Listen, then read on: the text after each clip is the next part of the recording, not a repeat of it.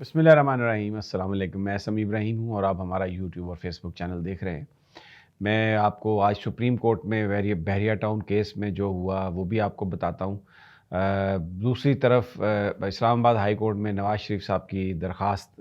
ضمانت یعنی حفاظتی ضمانت دائر ہوئی اور بالکل ایسا لگ رہا ہے کہ عدالت جو ہے وہ انصاف دینے پر تلی ہوئی ہے، کیونکہ نہ کوئی اعتراض لگا، نمبر لگا فوراً، اور اس بات کا امکان ہے کہ آج ہی بینچ جو ہے وہ اس کی سماعت کر سکتا ہے۔ اور پھر جو میں آپ کو بتاتا ہوں کہ ان کی جو پراسپیکٹس ہیں، پاسبلٹیز کیا ہیں۔ آپ کو مطلب وہ جو کہہ رہے تھے نا کہ لیول پلینگ فیلڈ، یہ تو کوئی لیول پلینگ فیلڈ نہیں ہے، یہ تو بس ایک ہی پلینگ فیلڈ ہے، اور وہ ہے پاکستان مسلم لیگ نون کی۔ خواجہ عامر فاروق صاحب چیف جسٹس، یعنی عمران خان کی درخواستوں پر، ہر درخواست پر اتنا ڈیلے، فیصلے ریزرو، اور انہوں نے ایک تگنی کا ناچ نچایا ہے تحریک انصاف کے سربراہ کو، اور نظر آ رہا ہے کہ کوئی انصاف اس اسلام آباد ہائی کورٹ نے انہیں نہیں دیا۔ لیکن آج جو نواز شریف کے ساتھ جو ہے، میں آپ کو پوری اس کی تفصیل بتاتا ہوں کہ لاڈلا سسٹم کا کون ہوتا ہے، کیسے سسٹم کسی کو سپورٹ کرتا ہے۔ وہ آپ کو نواز شریف کی کہانی جو ہے نا اس سے پتہ چلے کہ کیسے پروٹوکول ملتے ہیں اور چیزیں ڈن ہوتی ہیں۔ لیکن ابتدا جو ہے وہ میں بڑی ایک جو افسوسناک خبر ہے میں اس سے کرنا چاہتا ہوں، جو ہاسپٹل پر حملہ ہوا، اور یہ ایک انکالڈ فار تھا، بیچارے معصوم بچے بچیاں، اور 1000 سے زیادہ تعداد ہو گئی ہے۔ اور اس میں جو ہاسپٹل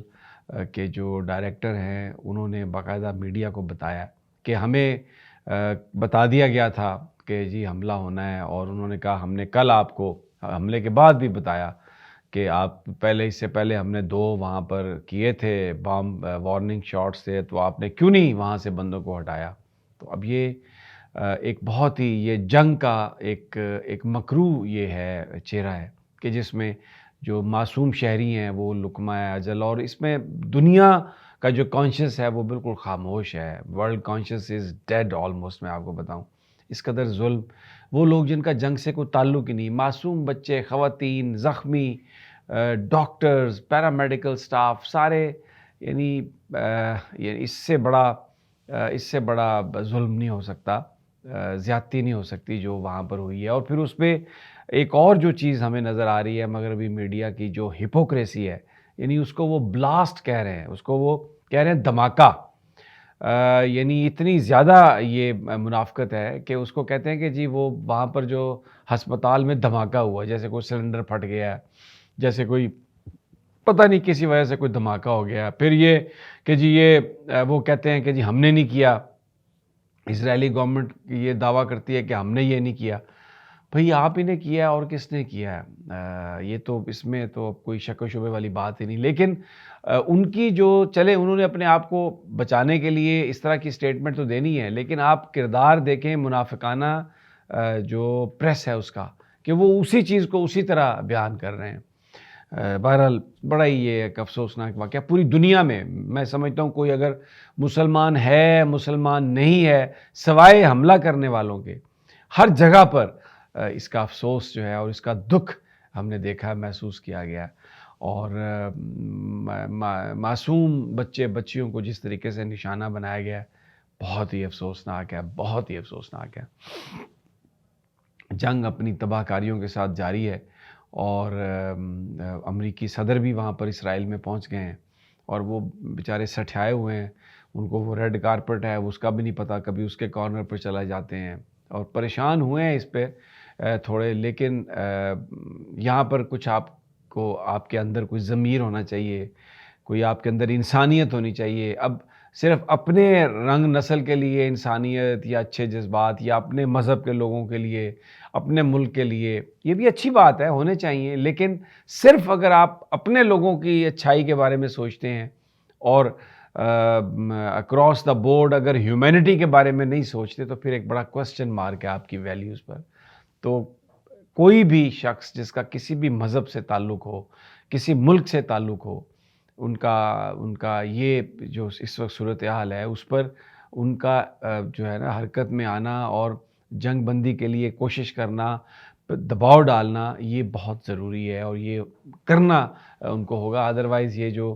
اس وقت جو حملہ ہے اور جس طریقے سے قتل و غارت ہے، یہ جاری رہے گی۔ اب آپ کو میں بتاتا ہوں سب سے پہلے تو جی اسلام آباد ہائی کورٹ، یعنی یہ وہ عدالت ہے جس میں عمران خان صاحب کی جو ضمانتیں ہیں یا ان کے جو توشہ خانہ کا مقدمہ تھا، بار بار وہ آتے تھے کہ جج باعث ہے، ٹرائل روک دیں، مجھے گواہی کے لیے میں نے ٹائم چاہیے وہ دے دیں۔ جج صاحب نے جناب کبھی، خواجہ عامر فاروق صاحب نے کبھی ریلیف دیا ہی نہیں عمران خان کو،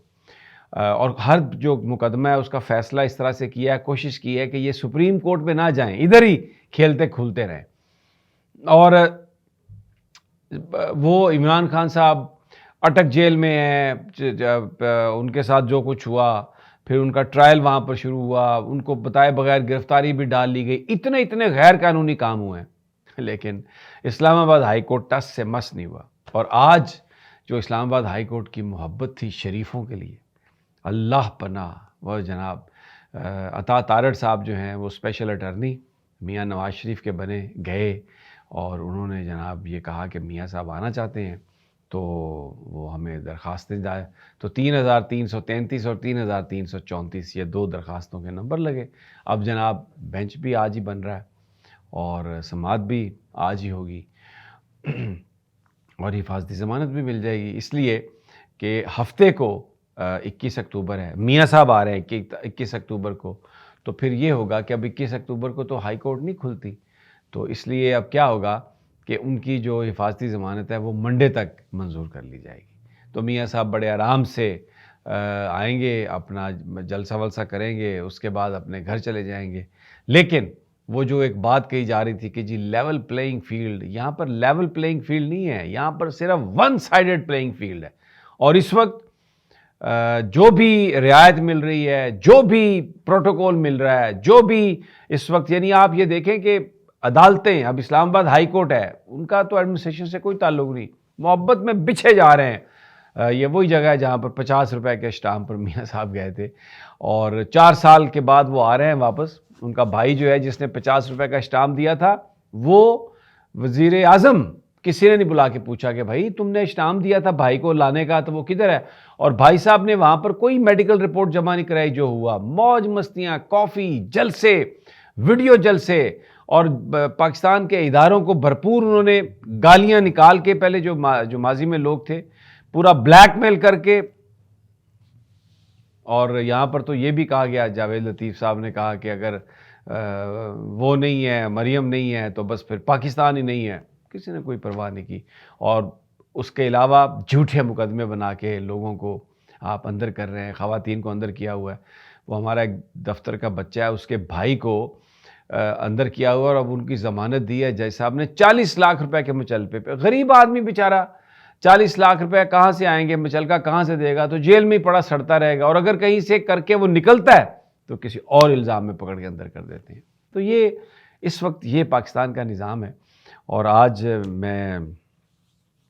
بات کر رہا تھا سینٹ کے ایک سابق چیئرمین سے، میں ان کا نام، کیونکہ میں نے ان سے اجازت نہیں لی اس لیے میں ان کا نام نہیں لیتا، تو انہوں نے مجھ سے پوچھا کہ السلام علیکم، کیسے ہیں آپ، خیریت سے ہیں؟ میں نے کہا جی۔ تو انہوں نے مجھ سے کہا کہ میں دعا کرتا ہوں اپنے لیے بھی اور آپ سب کے لیے بھی کہ اللہ تعالیٰ صحت ہماری دے دے ہمیں، اور ہماری عزت بچا لے۔ اب اس معاشرے میں جو کچھ ہو رہا ہے، نہ کسی کا کاروبار محفوظ ہے، نہ کسی کی عزت محفوظ ہے، جو مرضی آئیں اٹھا کے لے جائیں، کوئی گرفتاری ڈلے نہ ڈلے، کسی عدالت میں پیش ہوں نہ ہوں، پولیس والے نے وردی پہنی ہو، بغیر وردی کے ہوں، ایف آئی اے ہو، کچھ بھی ہو، ایک لا لیسنس ہے۔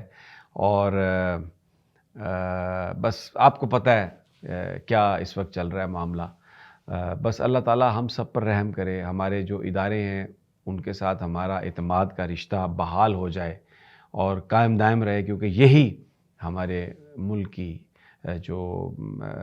بچت ہے، اسی میں ہمارے ملک کی بچت ہے۔ اور ویلا ختم کرنے سے پہلے ایک اور بات جو میں نے ابتدا میں آپ کو بتائی، بحریہ ٹاؤن کے آج 3 کیسز تھے، ان کا امپلیمنٹیشن جو ہے، کیونکہ انہوں نے جو پیسے تھے وہ جمع نہیں کرائے، تو قاضی فائز عیسیٰ صاحب نے نوٹس کر دیا ہے کہ وہ جو، اور یہ بالواسطہ طور پر وہ جو عبدالقادر ٹرسٹ کے حوالے سے تھا کہ وہ بتائیں کس وہ کتنے پیسے آئے اور کس نے دیے اور کیا ہوا۔ تو اب دیکھنا یہ ہے کہ آج تو جو ہمیں نظر آیا ایک بڑا ملا جلا ہی کام تھا، میں کسی توہین میں نہیں جانا چاہتا، لیکن بہرحال بہت ہی ٹھنڈ پروگرام تھا اور سہولت کاری پروگرام تھا. اس سے زیادہ میں نہیں آپ کو کچھ کہتا. انشاءاللہ دیں گے، پوری تفصیل دیں گے، ایسا نہیں ہے، لیکن آپ سمجھ ہی گئے ہیں. ملاقات ہوتی ہے. اللہ نگہبان.